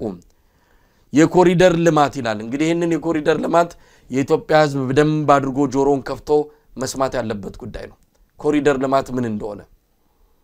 የኮሪደር ልማት የፕሮጀክቶች የታዩት በ10 ሺዎች የሚቆጠሩ ነዋሪዎችንና የንግድ ድርጅቶችን ይሄ የውጭ ሀገር ሰዎች ይዞታዎችንም ጭምር ይመለከታል ንብረታቸውን ያለምንም ማስጠንቀቂያና ካሳ በማፍረስ ባለሀብቶችን ከፍተኛ የሆነ ችግር ውስጥ የጣለ ክስተት ነው ብለዋል ይሄንን የኮሪደር ልማቱን ሌላው የውጭ ምንዛሪን የተመለከተ ነው አስከፊ የውጭ ምንዛሪ እጥረት እንዳለ የኢኮኖሚው መዛባት በዚህ ምክንያት የኢኮኖሚው መዛባትና ከፍተኛ የሆነ አለመረጋጋት በኢትዮጵያ ውስጥ መስፈኑን ከዚህ ጋር ተያይዞ የመንግስት ባለስልጣናት አጠያያቂ የሆኑ ከልክ ያለፈ የታክስ ሂሳብ የውጭ ሀገር ንግዶችን እንደሚጠይቁና ስራ ለመስራትም በጣም አስቸጋሪ ነገሮች መፈጠራቸውን የጉምሩክ ኮሚሽን አሰራር ግልጽ ያልሆነ ኋላ ቀርና ለዘረፋ የሚያመች በመሆኑና ብዙ ኩባንያዎች ኪሳራ ላይ መውደቃቸው ደካማ የመሰረተ ልማት አውታርና ውጤት አልባ የሎጂስቲክ ስርዓት በመኖሩ ውጤት አልባ የሎጂስቲክ ይሄንን በደንብ አስመርበት ገለታው ስራን በቅልጥፍና ለመስራት እንደማይቻል ሙስና በአገሪቱ እጅግ ስለተንሰራፋ ለባለሀብቶች ለነጋዴዎች እጅግ ፈታኝ መሆኑ የህግ የበላይነት የሌለ መሆኑን ችግሮች ቢፈጠሩ እንኳን በህግ አግባብ መፍታት እንደማይቻል ነው በሪፖርቱ የተመላከተው ከዚህ በላይ ምንም ማለት አይቻልም ከዚህ በላይ ሌላ ነገር ሊመጣ አይችልም ገለታው ጨርሶታል ይሄንን እየሰማ ወደ ኢትዮጵያ የሚሄድ የኢንቨስትመንት ወይም ደግሞ ባለሀብት ሊኖር አይችልም ይሄ ለማንም የማንቂያ ደውል ነው የኢትዮጵያ ህዝብ በዚህ አገዛዝ ተጨምድዶ እየተገዛ ነው ያለው ምን ማለት ይቻላል ገለታው አንድ ነገር አስተዋወሰኝ መሳይ ፕሬዚደንት ትራምፕ ተመረጡና በኋላ የትራምፕ መምጣት ለአብይ አህመድ ጥሩ ነው ወይስ ጥሩ አይደለም የሚሉ ውይይት አድርገናል ታስታውስ እንደሆነ መሳይ እና ምን አይነት ውይይት ነበር ያደረግነው ከትራምፕ ጀርባ ሪፐብሊካን የሚባለው ፓርቲ ነው ያለው ሪፐብሊካን ፓርቲ ነው እየመራ ያለውና ይሄ ፓርቲ እንደ ዴሞክራት አይደለም ዴሞክራት ብዙ ጊዜ የውጭ ግንኙነታቸው እርዳታም ሊያሳድግ ይችላል ሊደግፍ ይችላል ብለው ያምናሉ ሪፐብሊካን ደግሞ በኢንቨስትመንት ነው የሚያምኑት እርዳታ ጠቃሚ ነው ብለው ያምናሉ ዘላቂ መፍትሄ ያመጣል ብለው ያምናሉ ስለዚህ ምንድነው ማድረግ የሚፈልጉት የንግድ ትስስር መፍጠር ነው ሊረዱት ያሰቡትን ሀገር ጥሩ የንግድ ትስስር በመፍጠር አብረው ተያይዞ ማደግ ይችላል የሚል ፍልስፍና ነው ያላቸው ይሄንን አብይ ሊወጣው አይችልም የሰላም ችግር ስላለበት ሰውየው የቢዝነስ ሎዎች ስለሌሉት መማረክ ስለማይችል ከዚህ ካለው የፕሬዚደንት ትራምፕ ጋራ መስራት የሚችል አይሆንም ብለን ነበርና ትልቁ የሚገጥመው መሰናክል ይሄ እንደሆነ ይታወቅ ነበር ማለት ነውና ወድቋል አሁን እንግዲህ ይሄ ሪፖርት ቁጥር ስፍር የሌለው ትሬትስ አሉት ነው የሚለው መሳይ በደንብ ነው የዘረዘርከው አንተ ቁጥር ስፍር የሌለው ሌላ ሀገር ውስጥ ያልተጠቀሰ ይሄ ሁለተኛው ሪፖርት ነው ከዚህ በፊት የወጣው ባለፈው የተወያየንበት በጣም የተለየ ነው የኢትዮጵያ የተለየ ነበር የሰብአዊ መብት አያያዟን በተመለከተ የገጹ ብዛት እንበለው የተዘረዘረው ወንጀል ብዛት ዋር ክራይም ወይም ደግሞ የጦር ወንጀል ጄኖሳይድ ሌሎች ሀገሮች ላይ ያልተጠቀሱ የወንጀል አይነቶች ኢትዮጵያ ላይ ተጠቅሰዋል አሁን ደግሞ የኢንቨስትመንት ከባቢ 25 ኢንቨስትመንት ከባቢ ብቻ መሰረት አድርጎ የወጣው ሪፖርት የጠቀስከው ጉድ ይሄ ጉድ በአጠቃላይ አሜሪካንንም ነው የሚለው እና ሌሎችንም የውጭ ኢንቨስተርስ ዲስካሬጅ ያደርጋቸዋል ተግዳሮት አብዝቶበታል በኢትዮጵያ ውስጥ ኢንቨስትመንት ለማድረግ ነው ይሄ በጣም አሳሳቢ እንደ ሀገር አሳሳቢ ነው መሰለኝ ብዙ ንግድ ነው ከዚች ሀገር ጋር ያለ ብዙ የንግድ ልውውጦች ማድረግ አለብን በአንድ በኩል የዚህ አገዋ ፈረሰ ብዙ ድሆችን ይዞልን የነበረ ብዙ ስራ እድል ፈጥሮልን የነበረ ቡናችንን ብዙ ወደዚህ ሀገር አምጥተን እንድንሸጥ ሊያደርገን የሚችል እድል ኦፖርቹኒቲ ተበላሽቷል ከዛ ባሻገር ደግሞ ይሄው አንዳንድ ኢንቨስተሮች እንኳን ከዚህ ሀገርም ከምዕራቡም ከተለያየ ሀገር ሄደው ኢንቨስትመንት ለማድረግ ይሄ ሁሉ ተግዳሮት አለ ነው የሚለውና በአጠቃላይ ስርዓቱ ምን ያህል እንደወደቀ የሚያሳይ ነው ከተቀስከው ውጭ እኮ ሌላው በጣም የሚያስገርም አንድ ነገር ደግሞ ምን ይላል ኢትዮጵያ እስከዛሬ ኮማንድ ኢኮኖሚ አልወጣችም ነው የሚለው የኮማንድ የማርክሲስት ሌኒኒስት የሶሻሊስቶች ኢኮኖሚ ኮማንድ ኢኮኖሚ አልወጣችም አይደለችም ማለት እና ይሄ ከባድ ነገር እኮ ነው ፍሪ ማርኬት ይሏል ባንድ በኩል ነፃነን ይላሉ ነገር ግን መንግስት እየተመዘዘ ያዘ ገበያው ውስጥ እየገባ ዛ ገበያው ውስጥ ማይገባውን ሚና እየተጫወተ ኢኮኖሚውን እያደቀቀው ነው ያለው የውጪ ኢንቨስትመንት እያዳከመ ነው ያለው ስለዚህ ችግሩ ጠሊቅ ነው ማለቴ ነው መሳይ ከውጪ ንግዳችን እንኳን እንደው ይዘምን ዘንድ ጥሩ የንግድ ትሬድ አግሪመንት እንስማማ ዘንድ እኮ ይሄ ሰው መሄድ እኮ አለበት በቃ ምንም በየአቅጣጫው ነው ያከሰረን መሳይ ምን ያላከሰረን አቅጣጫ አለ የባህር በር የዞራ ከሰረ የዞረ በዛም ያለ የዞረ ሶማሌላንድ በኩል አከሰረን በኤርትራ በኩል ይሄው ችግር ፈጥሯል በጅቡቲ በኩል ችግር ፈጥሮብናል እየዞረ እንደ በየቦታው እየዞረ ነው የሚያጠፋብን የዲሞክራሲ ምንጮቻችን ሁሉ እየደፈነ ነው ያለው ንግድ ትስስራችን የተጀመሩ የንግድ ትስስሮች እየተበላሹ ነው ያለው ይሄን ሁሉ ጉድ ይዘን የውጭ ንግድ አይታሰብም ከማንንም ጋር መነገድ አንችልም በዚህ ሁኔታ ውስጥ ተመልከተ አሁን ያነሷቸው በጣም መሰረታዊ ነገሮች ካነሷቸው ውስጥ ይሄ ለምሳሌ ይሄ የቢዝነስ የህግ እንትኖች አለመርጋት አይረጋም ድንገት ነው ለውጥ የሚመጣው የታክስ አካይዳቸው የፕሮፐርቲ ራይት ተመልከተ ፕሮፐርቲ ራይት ላንድ ኢንቨስተር መሰረታዊ ጉዳይ እኮ ነው መሰረታዊ ጉዳይ ወደዚህ ሀገር ኢንቨስት ላድርግ ሲል ፕሮፐርቲ ራይት አለው መብት አለው ወይ የተከበረባት ምድር ነው ወይ ናት ወይ የህግ የበላይነት አለው እኮ ብሎ ነው የሚጠይቀው እኮ ፕሮፐርቲ ራይት ያልተከበረበት ምድር ውስጥ ኢንቨስትመንት ሊኖር እንዴት ይችላል 10 ጊዜ መቼም ኮሪያ ነው ምለው ይዛው ስለኖርኩ ነው እንግዲህ ምን ላድርግ መሳይ የኮሪያ የሳውዝ ኮሪያ እድገት የመጀመሪያዎቹ አመታት የመጀመሪያዎቹ ወራት በከፍተኛ ሁኔታ እድገት እንዲስፈነጠር ያደረገው በወቅቱ የነበረው የኮሪያ መንግስት የንብረት መብት አያያዙ ነው በሚገባ የኤፍዲአይ የሳቡበት አንዱ ትልቁ የስበት ዘዴያቸው ፕሮፐርቲ ራይት ነበር መሰለኝ የተከበረበት ምድር አድርገው ሰዎች ምቾት እንዲሰማቸው ኢንቨስተርስ አድርገው ይሄን ሁሉ የውጪ ባለሀብት ስበው ኮሪያ ውስጥ ኢንቨስት ያደረጉበት ምክንያት ትልቁ የፕሮፐርቲ ራይት እኛ ሀገር አሁን የተጠቀሰው ነገር አንዱ ትልቁ ነገር ይሄ ነውና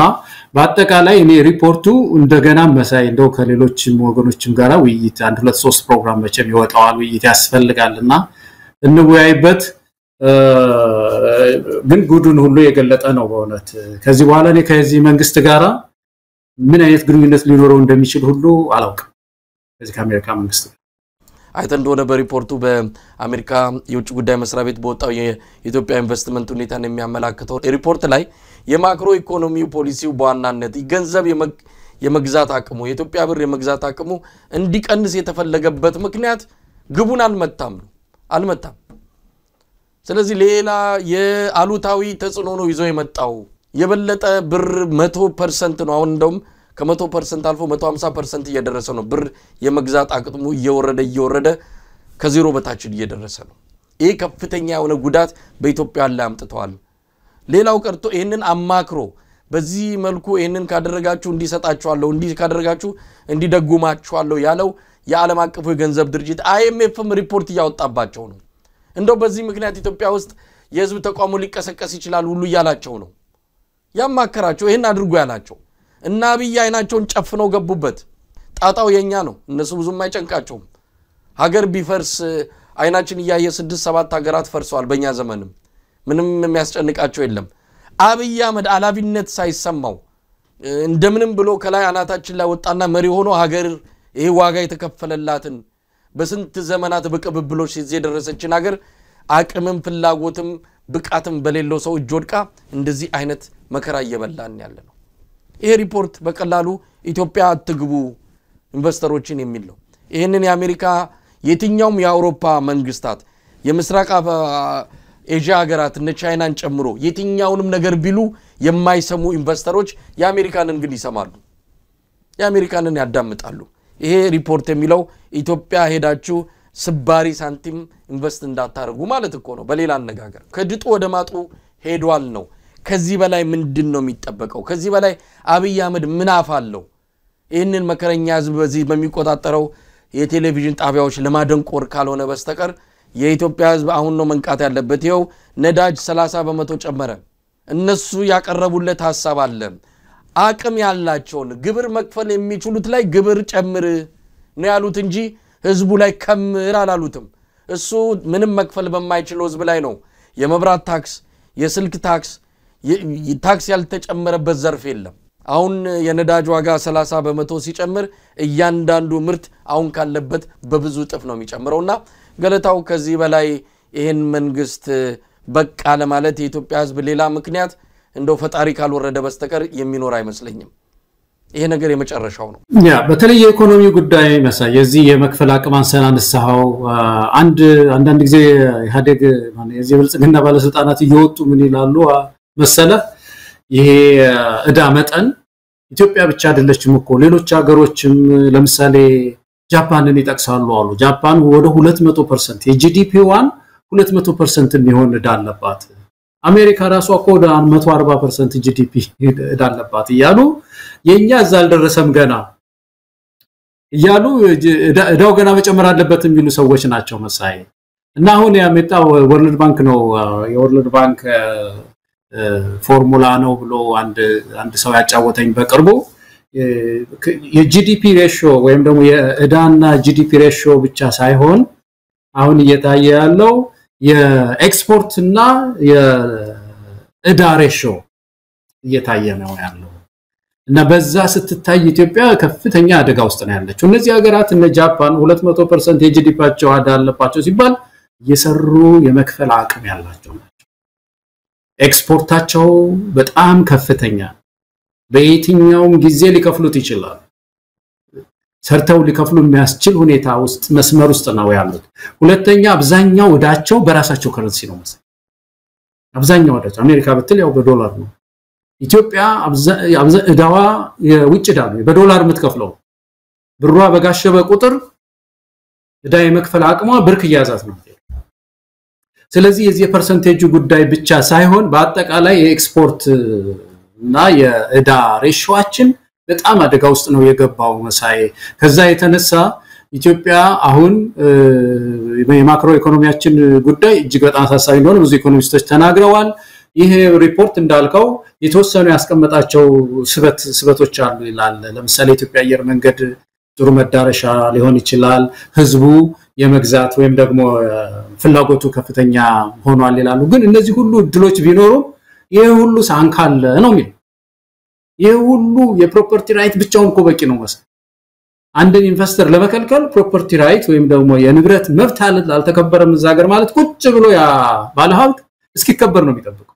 የፈለገውን ያህል ጥሩ ድል ቢኖርም የንብረት መብቱ ያልተከበረበት ሀገር ላይ 10 ሳንቲም ኢንቨስተር እና በአጠቃላይ የተዘረዘሩት ነገሮች በተለይ ከሰላም ጋር የተያዙ አስገራሚ ነው እንደውም አንዱ ትግራይን እኮ ሲያነሳ ትግራይ ወደ ግጭት የመመለስ አዝማሚያም ያሳየ ነው ወደ ግጭት የመመለስ አዝማሚያ ማሳየቱም ራሱ ለኢንቨስትመንት አንድ ትልቅ ተግዳሮት ሆኖ ነው ምናየው የሚለው ስለዚህ እንደው መሳይ ኢትዮጵያውያን ምሁራንም በያላችሁበት ባካችሁ ተወያዩበት ከባድ ነገር ነው ኢትዮጵያ ውስጥ እየተወረወረ ያለው እንደው አንልመደው ነው ያሳሰበኝ ይሄ ነው መሳይ ትላልቅ ሪፖርት ወጥቶ ለምደነው አንሂድ እንደራጅ ተደራጅተን የመንግስት ለውጥ እናምጣ እንግዲህ በዚህ ጉዳይ ላይ እንዳልከው ሌሎች የኢኮኖሚ ባለሙያዎችን እናነጋግራለን ዶክተር ዮናስም ፕሮፌሰር ተሾመ አበበም አስቀድሞ የተናገሯቸው ነገሮች ናቸው አሁን በሪፖርት መልክ ይወጣሉ እነዚህ ሁለት የኢኮኖሚ ምሁራን አስቀድሞ ተንብየውታል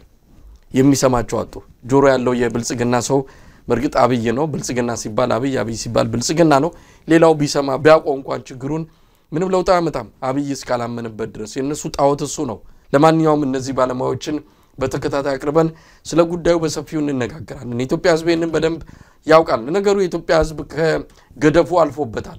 ምክንያት ነው የሚፈልገው ትንሽ የምክንያት የኢትዮጵያን ህዝብ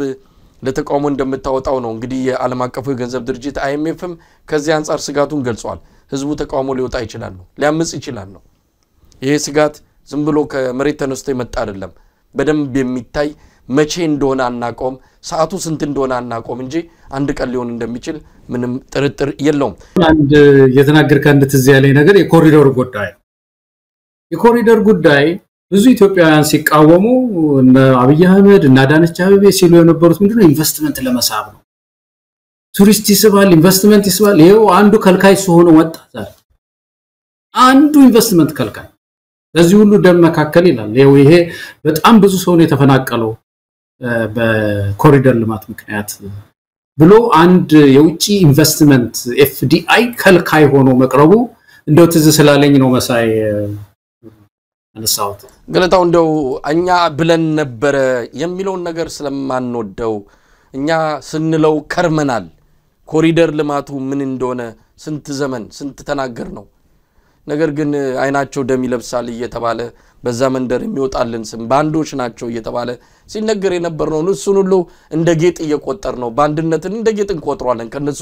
ከመጣ ብለን ተተነው አልፈለው ይው እንግዲህ በሌሎች አካላትም እየተመሰከረ ነው ይሄ ኮሪደር ውበት ብሎ የመጣው ነገር አብይ አህመድ ያመጣው ኢትዮጵያ ህዝብ ላይ ያመጣው የማፍረስ ኢትዮጵያን የማፍረስ አደጋ ነው እንኳን ኢኮኖሚው ላይ ሊጨምር ያለውን ያጠፋ ነው አዲስ አበባ ላይ ትናንሽ ኢንዱስትሪዎች ትንንሽ የቢዝነስ ተቋማትን በሙሉ ጠራርጎ ያጠፋኮ ነው አንድ ጸጉር ቤት 3 እና 4 ሰው የሥራ እድል የሚፈጥርን ጭምር ኮነ ያጠፋው ባሁን ሰዓት በዛ ደረጃ ሊቋቋም የሚችል እዛ አለ ወይ ባስኬትቦል መጫወቻና እግር ኳስ መጫወቻን የገነባው ለዚህ ደግሞ እየወጣ በ10 አመት የኢትዮጵያ ብሔራዊ ቡድን ለዓለም ዋንጫ ይቀርባል አለ ኳስ ሜዳ ስለሰራ በዛ መጠን እንዲህ አይነት በጣም አጭር የሚያይ በረጅሙ መመልከት የማይችል 3-4 ጊዜ ማሰብ አቅም የሌለው ሰው ነው እንግዲህ ስልጣን ላይ ወጥቶ ኳስ ሜዳ ስለገነባ ኢትዮጵያ ብሔራዊ ቡድን ከ10 አመት በኋላ ለዓለም ዋንጫ ይቀርባል ይያለ የሚናገር እንዲህ አይነት ሰው ይዘነው ሀገርን በኢኮኖሚ የምታሳድገው ለማንኛውም ገለታው ይሄንን በሌሎች ባለሙያዎችም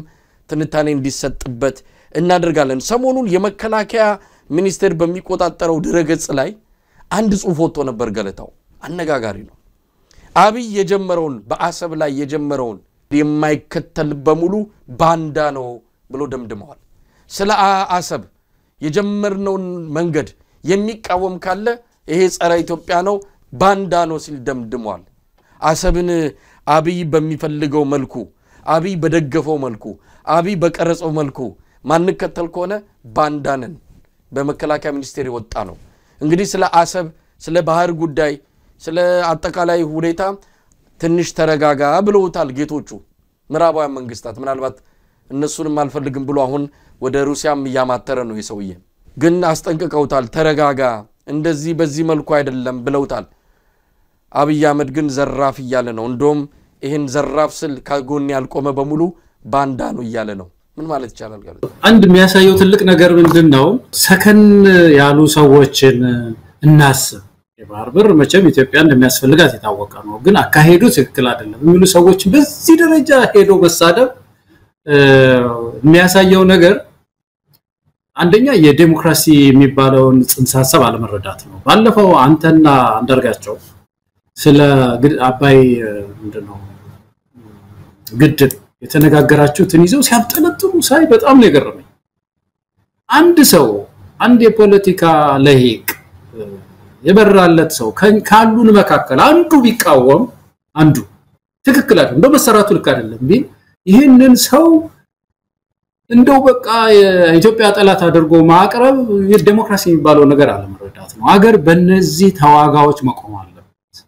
ሰከን ያሉ ሰዎች ይሃካይድ ትክክል አይደለም ብዙ ያሰብረናል እንርጋ የሚሉ ሰዎች ያስፈልጋሉ አሜሪካ ውስጥ ብዙ ጊዜ የምናነሳው ነገር ነው ያለው መሳይ የአሜሪካ መንግስት ሆ ብሎ አብዛኛው ሰው እንደው ባለስልጣናት ማለት ነው እንደው ሞቅ ብሏቸው ኢራቅን ሂድ አፍጋኒስታንን ሂድ በሚሉ ጊዜ የሰከኑ ሰዎች ይቃወሙ ነበር እነዛን ሰዎች የሀገር ባንዳ ናችሁ ምናምን አይባልም እዚህ ሀገር ብልግና ነው እንደዚህ አይባልም ሐሳባችሁን አልተቀበልነውም ነው የሚባለው ስለዚህ አንድ ሰው በመሰረታዊ የዲሞክራሲ አረዳዱስ ማለት ነው ይሄን አንተ አርጋቸው እናንተ ያላችሁት ይሄ ነገር ትክክል አይደለም ማለታችሁ ኢትዮጵያን ለሞደድ ማለት አይደለም ሌሎች አማራጮች ሊኖሩ ይችላሉ የሚል ሐሳብ ነው ያለው አሁን ያለው የአብይ አህመድ ሮድ ማፕ ምንድነው በመጀመሪያ ደረጃ በዚህ በቀይ ባህር በአሰብ አካባቢ ምን ፓርላማው ያጸደቀው ነገር መጥቶ ነው ስለተቃውሞ ስም ይነሳው ፓርላማው ጉጭ ብሏል እኮ ምንም ነገር የሚያቀው ነገር የለም እኮ ወስኖ እንዲሁን እንዳይሆን ያለው ነገር የለም ህግ የሚያወጣው አካል ማለት የወጣ ኦፊሻል የሆነ ነገር የለም እና አንድ ወታደሩ በፌስቡክ ላይ ይሄን ያዘነው አቋም ማለት ምን ማለት ነው ሀገርን የሚያክል ትልቅ ቤት የሚያስተዳድሩ ሰዎች እንደዚህ እየተፋለሱ እነዚህ ሰዎች መውረድ ነው ያለባቸው መሰለኝ ሌላ ተቋም ነው መገንባት የተሻለ ተቋም ያን ተቋም ጥሩ አድርገው መምራት የሚችሉ ሰዎች ያስፈልጉናል እና ባንዳዎች እነሱ ናቸው በመሰረቱ ባንዳነት ማለት ኢትዮጵያን ማስመታት ነው የማይሆን ቦታ ላይ እየወሰዱ መማገድ ነው አሁን በሶማሌላንድ እና በኢትዮጵያ ኤምኦዩ ጊዜ የተቃወመው ነው ባንዳው ወይስ ያንን ያደረገው ነው ባንዳው እነሱ እኮ ናቸው ባንዳዎች አስመቷት እኮ ምድራችን ይሄን ሁሉ ደብዳቤ አጽፈው በጸጥታው ምክር ቤት ውስጥ በኢትዮጵያ ላይ እንዲቀመጥ አድርገው ውሳኔ እንዲያሳልፍ ያደረጉ ሰዎች ኢትዮጵያን ብሔራዊ ኢንተረስት ያስመጡ ሰዎች እነሱ ባንዳዎች ናቸው ባንዳዎች ናቸው በህዝብ ላይ በራሱ ህዝብ ላይ የሚዘምቱ እነሱ ባንዳዎች ናቸው የፖለቲካ ጥያቄ የማይመልሱ የአማራ ህዝብ ጥያቄ አነሳ ሲባል በዛ ህዝብ ላይ የሚዘምቱ እነሱ ባንዳዎች ናቸው ስለዚህ ይሄ ስም ለነሱ ለራሳቸው የሚገባቸው ነው ምለው መሳይ ከሁሉም በላይ ግን ያንድን ሰው መብት እንደው ያንድን ሰው ይሄ ነገር ትክክል አይደለም የሚልን ሰው ሁሉ ያነሱ መሳደብ መዝለፍ እንደ ተቋም አይመጥንም ቢያንስ መሳይ በጣም ያሳዝናል የዚህ አሰብን ጉዳይ በተመለከተ ብልጽግና ብዙ ርቀት የደን ያለው በጎን አሜሪካኖቹም እንግሊዞቹም ረፍ ያዋጣም ብለው ያስጠነቀቁት ቢሆኑም አብይ አህመድ ግን አሁንም አይኑን ጨፍኖ አንድ ነገሮችን ያደረገ ነው በብዙ መንገዶች የአሰብን ጉዳይ የህዝቡ አጀንዳ እንዲሆን ህዝቡ ስለማስረጽ ከፍተኛ ርብርብ ያደረገ ነው እኛ አሁንም በዚህ አጋጣሚ ትላንትም ብለናል ዛሬም እንለዋለን ወደፊትም የምንደግመው ጉዳይ ነው ኢትዮጵያ የባህር በር ያስፈልጋታል ምንም ጥርጥር የለውም ማንኛውንም ግን የሚደረገው ነገር በእንደዚህ አይነት በወረራ በኃይል በጉልበት የሚደረግ ነገር ለኢትዮጵያም አይጠቅምም ዓለም አቀፉ ማህበረሰብ በማዕቀብ መከራ ነው የሚያበላን እንደው ጦር አዘምታለው ቢል ይሄው ካሁኑ ማስጠንቀቂያ እየሰጡ ያሉት እንግሊዝና አሜሪካ በማዕቀብ ነው የሚያንገላቱን ይሄ ግድ የለም እንዲዝም ብሎ እምብር ማለት ጥሩ አይደለም ፌንጣ ብትቆጣ እግሯን ታጣ ነው ራስ ሳይጠና ጉተና ጥሩ አይደለም መጀመሪያ ራሳችንን እናጥና ይደርሳል ሁሉ ነገር በትብብር በመክክር በዲፕሎማሲ በብዙ ነገር ብዙ መንገዶች አሉ 1001 መንገዶች ይያሉ ለምንድነው ጦርነትን ብቻ ይመረጥ ነው እንጂ ያለው ለኢትዮጵያ ወደብ አያስፈልግም የባህር በር አያስፈልግም አላልንም ይሄን በደንብ ማጥራት ያስፈልጋል አብይ ያምታታ ነው በቃ የሱን መስመር ያልተከተለ ሁሉ ጠላት ነው ባንዳ ነው በዚህ መልኩ የሚመጣ ባንድነት ካለ እውነት ለመናገር አክሊሉን ለመድፋት ተዘጋጅተናል አንገታችንን ቀና አድርገን ለመረከብ ተዘጋጅተናል ያን ባንዳነት በዚህ የሚመጣ ካለ ግን ብልጽግና የሚሄድበት ርቀት ብዙ ነው በየአቅጣጫው እየመጣ ነው መጽሐፍ እያሳተሙ ነው ሙዚቃ እየሰሩ ነው ራሳቸው የፈጠሯቸው ከራሳቸው ብሔር ብቻ ወይም ከኦሮሞ ብቻ ሳይሆን ከሌላው ብሔር የተሸጡ እንደነ ዶክተር ዳኛቸው እንደነ ዘሪውን ተሾመ እንደነ ፕሮፌሰር አለማየሁ ገብረማርያም እንደነ ፕሮፌሰር ብሩክ እነዚህን የመሳሰሉ በገንዘብ የተሸጡ ማንነታቸውን ለውጠው ለዚህ መንግስት ያደሩ ምሁራን ባዮች እንዲህ አይነቱን ነገር አብረው እየሰሩ ይገኛሉ ይሄ ነገ ከነጎዳ ብዙ ዋጋ ላይ ያስከፍለን ይችላል ግን ተዘጋጅተን መጠበቅ ያለብን ይመስለኛል ግለታው አዎ እኛ ትግላችንን በደንብ ነው ያስቀመጥከው መሳይ ሀገራችን ኢትዮጵያ ይሄንን የባህር በር ጥያቄ አበላሹት እነሱ ናቸው በመሰረቱ እነሱ ራሳቸው ያደግ አሁን አንዴ የስሙን እየገለበጠ ብልጽግና ምን ይላል ራሳቸው ናቸው በወቅቱ የሚያስፈልገውን የዲፕሎማሲ ግንኙነት ባለማድረግ ተበላሽቷል ከዚህ በኋላ የሚጠገነው በዲፕሎማሲ በንግግር ነው የሚፈታው ትውልድ ሊፈታው የሚችለው ነው ድንገት በ5 አመት በ4 አመት ላይሆን ይችላል ግን ተነጋግረው የሚፈታ ነገር ነው አብይ ባለፈው ሲናገር አዳምጠው ከሆነ 5 አመት ተለማመጥን እንዴ እዚህ በኋላ እንለማመጥም ይላል እንደ ትንሽ ልጅ የሰፈር እንትን ነገርኩ ስለማመጥ ነበርኩ አሁን አለማመጥም እንደምትለው አይነት ነው ያዘው ይሄን ትልቅ ኢሹ እንደዚህ ሊሆን አይችልም በከፍተኛ መስማማት ነው አንድ መንግስት ሲሄድ ሁለት መሪዎች ሲሄዱ እነዚህ መሪዎች ሲሄዱ ሁሉ ሊፈታ የሚችል ነው ስለዚህ እስካችሁ የኢትዮጵያን ጥያቄ ሊያወሳስብ የሚችል አካሄድ ነው ምንቃወመው ሁለተኛ ባለፈው ያነሳነው ነገር አለ ይሄ ግፍያ ይሄ ሞቅ ይሄ ዱብዱ በጦርነት አሰብን በቁጥጥር ላረግ ነው የሚለው ፕሮፓጋንዳ ከኤርትራ አልፎ ሌሎች ዳዎችን ወደ ምስራቅ አፍሪካ ይስባል ኤርትራም ሳትፈልግ ግብታዊ ሆና የምትወስናቸው ውሳኔዎች ሊኖሩ ይችላሉ አሰብን ብትሸጥስ በሊዝ ለ99 አመት ምናምን ብትሸጠውስ ከዛ በኋላ እኮ የሚቀጥለው ትውልድ ለአንድ ምዕተ አመት እኮ ኢትዮጵያም ላትጠቀምበት ትችላለች ማለት ነው ሌላ ኮምፕሊኬሽንስ ይመጣል ፖለቲካችን ውስጥ ምስራቅ አፍሪካ ፖለቲካ ውስጥ ሌላ አወሳሳቢ ነገሮችን ይስባል ስለዚህ ረጋ ብሎ ነው የሚፈታው ነው ያለው እንጂ ኢትዮጵያ ባህር በር ያስፈልጋትም ያለ የለም እንዳልከውና አሁንም ቢሆን እነዚህ ሰዎች አካሄዳቸው አንደኛ በህግ አልተወሰነም እስካሁን ድረስ የምናውቀው የመንግስት አቋምም አልሆነም ዲዋንዶን የተበራሪ ነገር ነው ስንሰማ ያለ ነው ሁለተኛ በዚህ በማብሸቅ በብሽሽቅ ፖለቲካ ለዘፈን አሁን ይሄ ያቀራርባል ኢትዮጵያና ኤርትራን የሚያቀራርብ ነው በብሽሽቅ ወደብ ሊገኝ አይችልም ኢንተርናሽናል ኮሚኒቲውም ያልከው ነው መሳይ ዝም ብሎ አንድ ሀገር ሲወር ሌላውን ሲወር ዝም ብሎ አፍጦ የሚያይበት ዘመን አልፏል ተሻግሯል ዓለም አሁን ሌላ ምዕራፍ ውስጥ ላይ ያለው ዩናይትድ ኔሽንስ በጣም ተጠናክሯል የአፍሪካ ህብረት ተጠናክሯል ኢጋድ አለ ምን አለ ማአት ነገር ነው ያለው የአረብ ሊግ አለ እነዚህ ሁሉ ሚናቸው ሰፊ ነው በዚህ በቀይ ባህር አካባቢ ስለዚህ እኔ ይሄ ሰውዬ የሚሄድበትን አካሄድ ይሄ የሚያደርገው ፐብሊክ ሪሌሽን ነው በተለይ ይሄ የሚዲያው ላይ የተነሱ ማዝለፍ ልንመጣ ነው ይያሉ የኤርትራንም ህዝብ ማስፈራራት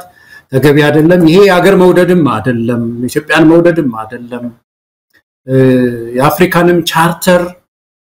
ሚጥስ አካሄድ ነው ያለው በዚህ ሰዓት ስለዚህ ሃይ ሚሉ ልጆች እነሱን ኪያስ ሀገር ወዳድ ናቸው መሳይ እነሱ የሰከሩ ናቸው ነገ ልክ እንደ ኤምኦዩ እንደ ሶማሌላንድ ኤምኦዩ ይሄ ነገር ይገለበጥና እነዛ ሲቃወሙ የነበሩ ሰዎች ትክክል ናቸው ነው የሚባለው መሳይ ገለታው ያጠቃለለ ነው ምናልባት የአብይ አህመድ የሰሞኑን የሩሲያ ጉብኝትን በተመለከተ የተወሰነ ነገር ማለት ከቻለን ነው እንግዲህ አብይ አህመድ ረፍት ያጣው ኢትዮጵያን ወደ ተሻለ ነገር ለመወሰድ አይደለም ኢትዮጵያውያንን በማደናገር እንደዚህ አይነት የቀውስ ጊዜን እንዲራዘም የሱም የስልጣን እድሜ በዛው የሚራዘምበትን መንገድ በመፈለግ ላይ ያተኮረ እንደሆነ ምንም ጥርጥር የለውም ሩሲያ ሄዷል የኒኩለር የኃይል ማመንጫ ብሏል ከዚህ በፊት ኒኩለር የምንጠቀመው ለኃይል ብቻ ነው የሚል ነገር ነበር ማን ነው ለኃይል ብቻ ያለው የሚል ደግሞ ማደናገሪያ ከነሱ የብልጽግና ሰዎች ሰምተናል ለኃይል ብቻ አይደለም ስለዚህ ለሌላም ነገር ነው ብለው ሌላ የውዝግብ አቅጣጫ እንዲፈጠር የፈለጉ ይመስላል ለማንኛውም የመንግስታቱ ድርጅት አመታዊ ስብሰባ እዚህ ኒውዮርክ እየተካሄደ የዓለም ሀገራት መሪዎች እዚህ መተው እየመከሩ ባለበት አብይ አህመድ ከፍተኛ ባለስልጣናቱን ይዞ ሩሲያ ነበር ያቀናው ለማንኛውም ገለታው የአብይን የሩሲያ ቆይታ እንዴት አየኸው አሁን ይሄ የኒውክሌሩ አጀንዳ የሚመስለኝ እንደው ለሚዲያው ምንን ወርወር ነው ብዙ ነገሮች እየከሰሩበት ስለሆነ ይሄ ሰው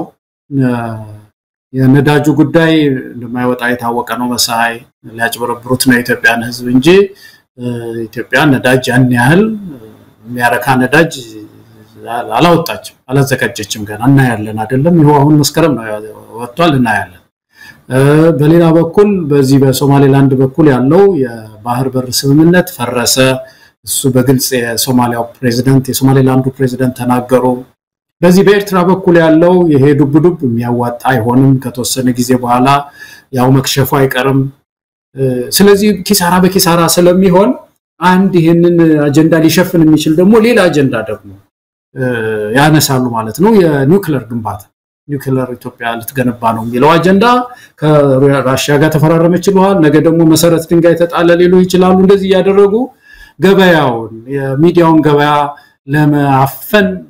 ሊሆን ይችላል እንጂ ከዛ ውጪ ግን ይሄ ሰው እንዲገነባ የሚያስችለውን የፖለቲካ ክብደት አላገኘም